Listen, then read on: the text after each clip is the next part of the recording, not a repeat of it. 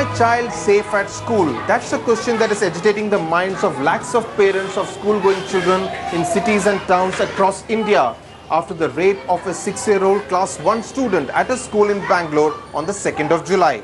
And the brutal manner in which 3 blind students, all of them less than 10 years old, were caned by the administrative head and the principal of their school in Kakinada. Something must be terribly wrong with our system that we do not think it is important to ensure that safeguards are necessary to keep the predators amongst us at bay. Over the next 30 minutes, we will examine the outrage, the fear, the anguish that these 2 incidents have led to and what we can do to keep our Gen Next safe.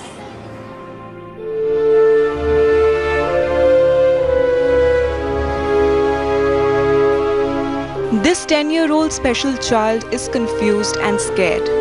He is studying in 2nd class in the same Bangalore school that became infamous after a skating instructor was arrested for allegedly raping a 6-year-old student inside the school premises. Parents say the child realizes that something has gone terribly wrong, even if he doesn't fully understand. This was Wednesday, right? We did not use that word in front of him, and he said something happened, and he used that word. So, like, he using that word itself was shocking, and there were also a lot of uncomfortable questions. So it's not that he's not educated; he knows the difference between what is good and bad. Every day, if the school starts, even when the school starts, it's going to be like keep checking how is he doing. Maybe go and pick him up back from school early, or sit down there and see if things are going on fine. So the fear is going to be there. Investigations have revealed that the skating instructor's online behavior suggests a pedophilic character.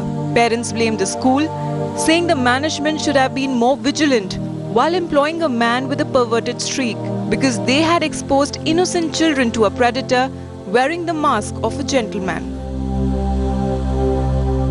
She is not able to understand it. That too, as of now, she is not well. That's the reason we are telling that you are not feeling well, so you are not going to the school.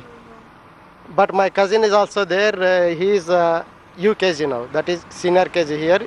He is a little bit understanding and all, something is going. It is now or never, they emphasize, arguing that if schools across India do not wake up and put systems in place to protect the students, even after an incident like this, they will never. The moment to apply the pressure, they say, is now.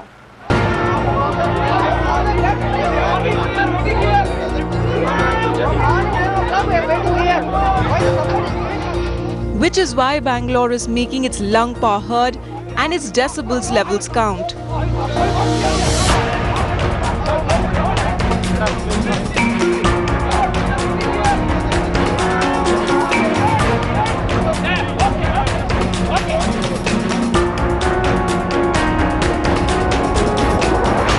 Few days back in Martali, we saw that a 6-year-old girl was being raped by her own teachers. What has she done? If a girl who is 20 years, if she is raped, they say that she was wearing a short skirt or flirting with boys or whatever she was doing. But what that 6-year-old girl did, was she wearing a short skirt? Was she flirting with teachers? What has she done? Why does she have to suffer all this? I feel that after Nirbhaya's case, the percentage of rape would have come down, but it is increasing day by day.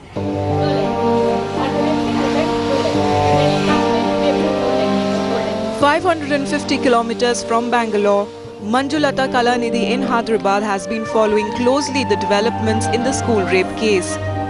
Like many parents across the country, Manju says she encourages her 9-year-old daughter, Vanshika, to read newspapers and be aware of what is happening, the risk lurking in the world outside.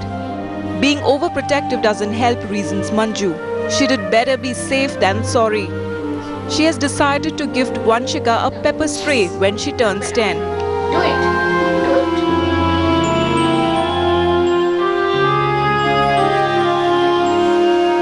I think next birthday, I actually wanted to do this birthday, but I was not sure she's going to use it right, because pepper spray can be very dangerous if it comes on you.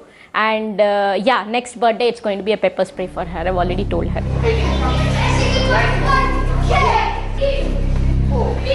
Preparing young girls to face the world outside, that is what many parents are now trying to do.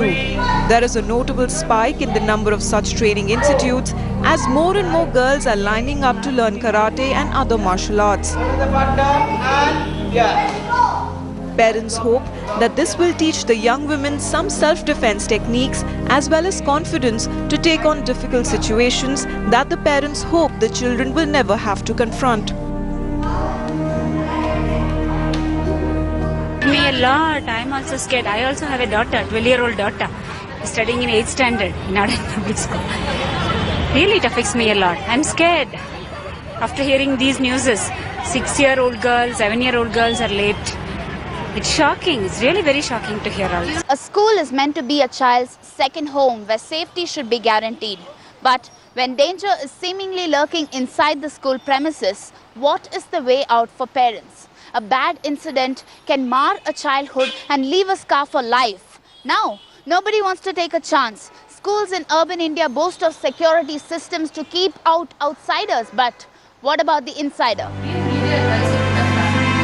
It is indeed the insider who has to be kept at an arm's length, insists Vidya Reddy of the Center for the Prevention and Healing of Child Sexual Abuse. She points out pedophilics force their way into a space inhabited by children. It is important to remember that any place where children congregate, you will also have people who have a sexual interest in children gravitating to those areas because it's easier access, proximity is that much closer. So there's a term called professional perpetrators. These are people who choose jobs which give them access to kids and therefore the proximity. Trust and a sense of authority is what a typical perpetrator uses as a tool to first worm his way into the child's inner circle and then to ensure that she or he does not speak up. See, the thing is, a child has an innate capacity to trust. And when this trust, you see, involves people from the school, say like a surrogate parent, which is the teacher, or even say the bus driver, the conductor, or the ayahs, and the boys out there who help in the sports room. See, this trust always is inculcated in the child from the beginning. So when these people, and this is called the inner circle. When children who are going to school are in close contact with such people, they are wide open to some form of abuse or the other.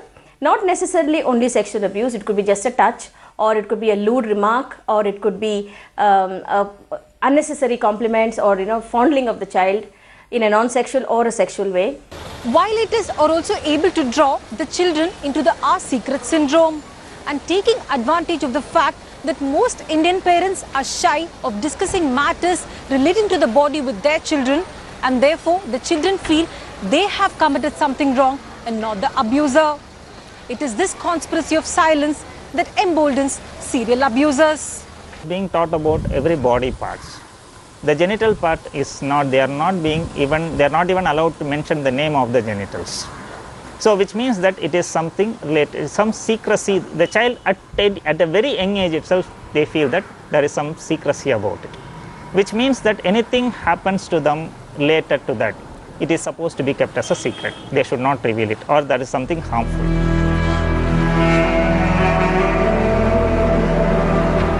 The Bangalore case has brought back terrible memories for this 22-year-old who was subjected to abuse for 4 years from the age of 7.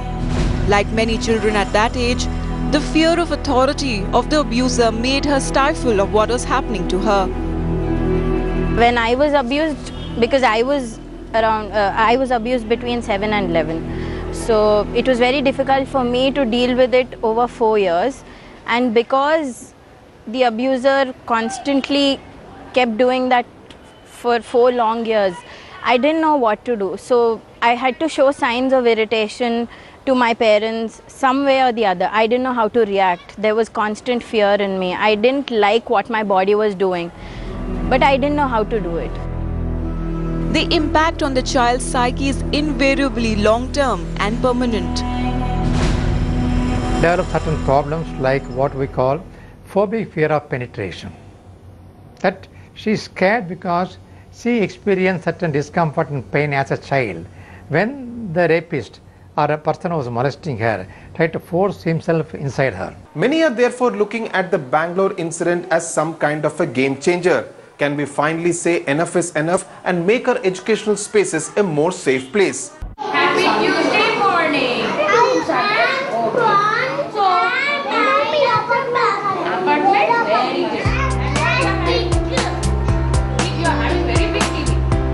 Chandrasekhar Reddy turns Big Brother at least 2 to 3 times in a day to check on what his 3-year-old son Aditya is up to at school. Sunshine School, that has 900 students on its rolls, has enabled parents through an app to check the CCTV footage of the classroom of their child in real time. I can see at 10 o'clock, suppose I want to see, at 11 o'clock I want to see, I can see him on phone, on office laptop, or in my personal laptop, anywhere. While on the go also I can see him on mobile. Daily I will check 2-3 times what he is doing, whether he is safe or not.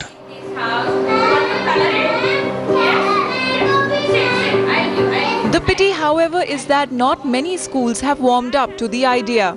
So important in making parents feel reassured about their children's safety. See, initially when we started, our teachers didn't take it in a very positive way because, they thought we are being intruded. But over a period of time, they really liked it because, if a parent who came and they complained that our child was slapped yesterday, and then we just get the parent inside and, we show them, we rewind the CCTV and we show it to them. And of course, there's nothing because, there's a corporate person sitting in our office who's like watching all the centers at all the time. And everything is on record. When word came in that Mustafa, the 30-year-old arrested in the Bangalore rape case, had been sacked by another school in 2011 for a similar misdemeanor, touching female students in an inappropriate manner, the immediate reaction was, why wasn't a background check done?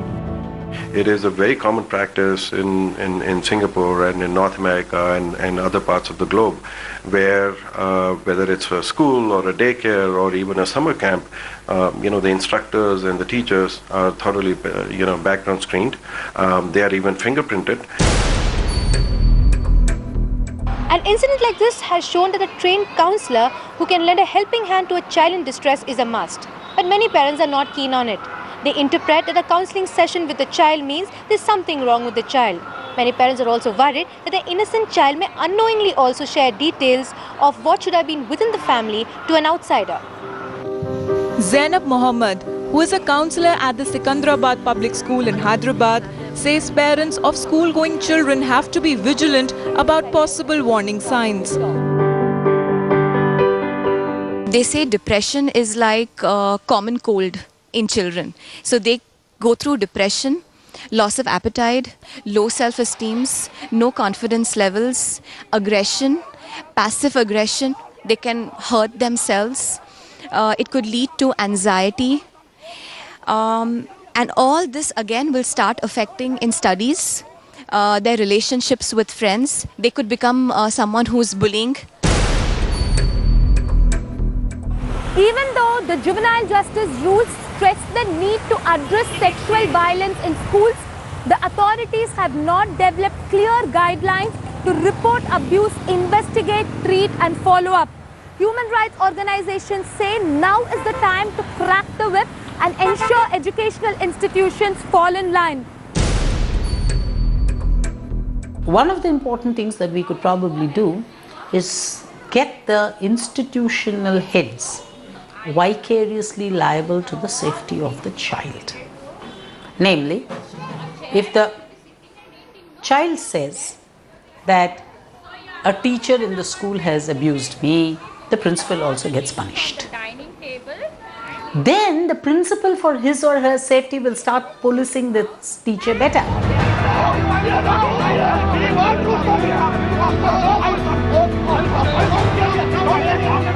The Bangalore incident has to serve as a wake-up call. The government cannot remain as a passive player as the parents and school management fight out this battle. The parents need to understand very clearly it is not about security guards posted near school. It is not about about cameras. It is about preparation. Personal safety of children is paramount, and if parents and teachers and management do not take responsibility for personal safety, we are not going to be doing anything much.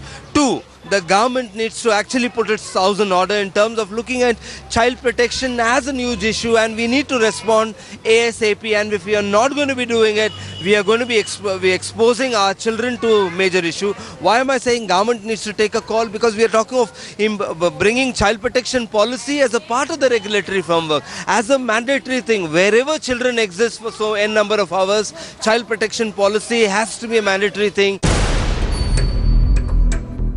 These are not easy times for children and parents. It is also the time to ask uncomfortable questions to school managements. The unequal relationship between a school and a parent, where the school behaves as if it is doing a big favor to the parent by giving admission to the child, has to be tilted in the child's favor. Please do write in to let us know what you thought of this special focus on whether our children are safe in school. Thanks for watching.